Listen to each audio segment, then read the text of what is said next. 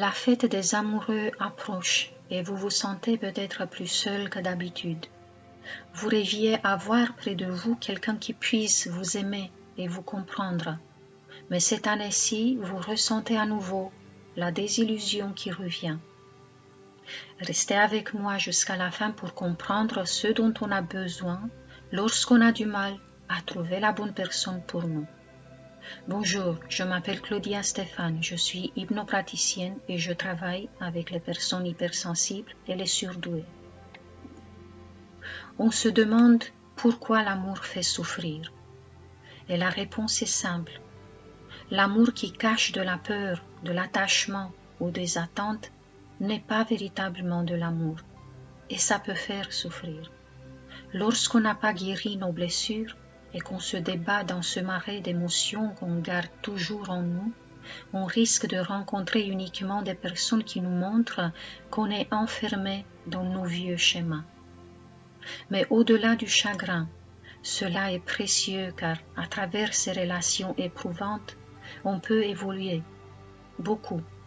Évidemment, si on se centre non pas sur les déceptions ressenties, mais sur ce qu'on a appris en les traversant. Lorsqu'on s'ignore soi-même et qu'on se fuit au lieu de chercher des réponses en soi, notre être poursuit son chemin d'évolution grâce et à travers ses relations.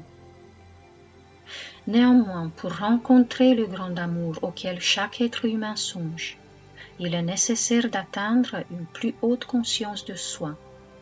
Parce que non, l'être humain n'est pas condamné et l'amour véritable ne lui est pas inaccessible. Il faut savoir qu'en demeurant dans une conscience basse, où les émotions lourdes prédominent, on attire à soi des personnes qui sont aussi dans la douleur et qui agissent à travers la peur. Les relations peuvent être douloureuses et se relever peut s'avérer des fois très difficile. On a besoin dans un premier temps de vider les énergies stagnantes et ensuite de créer l'ouverture de notre esprit afin de pouvoir laisser briller à travers nous une plus grande lumière. Car c'est grâce à elle qu'on pourra attirer à nous un être qui est aussi sorti de la souffrance et de l'ego malsain. Là, nous serons sur la même fréquence vibratoire d'un être évolué en conscience et nous pourrons expérimenter l'amour sans violence. Parce que oui, on doit d'abord ressentir fortement présent en soi cet amour pour qu'il puisse se présenter en nous dans le monde matériel. Il est impossible qu'on soit réellement aimé par quelqu'un si on ne s'aime et qu'on ne s'apprécie pas soi-même. Être dans l'exigence que quelqu'un nous aime émet une basse vibration qui ne peut attirer à soi qu'un semblant d'amour. Par contre, si l'on arrive à dépasser la souffrance et qu'on se tourne vers soi avec affection et un grand respect, on rentre dans une autre sphère où un plus grand potentiel est accessible et un plus grand bonheur aussi.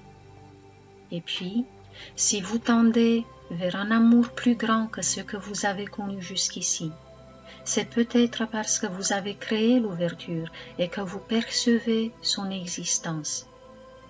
Ne vous arrêtez pas à cause du fait que vous ne le voyez pas encore. Croyez que c'est possible. Ne restez pas sur cette marche où vous avez réussi à grimper. Il y en a d'autres qui vous élèvent vers la félicité. L'exemple de ceux qui sont autour de vous ne vous est d'aucune utilité. Vous n'êtes pas obligé de répéter par fidélité les expériences malheureuses de vos proches. Suivez votre propre chemin, sortez des sentiers battus. Vous avez besoin de la solitude pour renforcer la connexion avec le pouvoir en vous. Cette solitude ne durera pas si vous l'utilisez pour évoluer vers cela. Profitez bien d'elle. Prenez le temps de vous connaître et de vous découvrir, de développer le sentiment de pouvoir compter sur vous-même et sur vos propres ressources, car c'est ce qui dégagera votre chemin. Si vous croyez que vous n'êtes qu'un être humain impuissant qui doit se contenter d'un amour fictif, sachez que cette croyance vous limite et vous empêche de quitter le connu. Vous êtes seul le jour où l'on fait l'amour et ça vous paraissait pesant? Pourquoi ne pas changer la donne?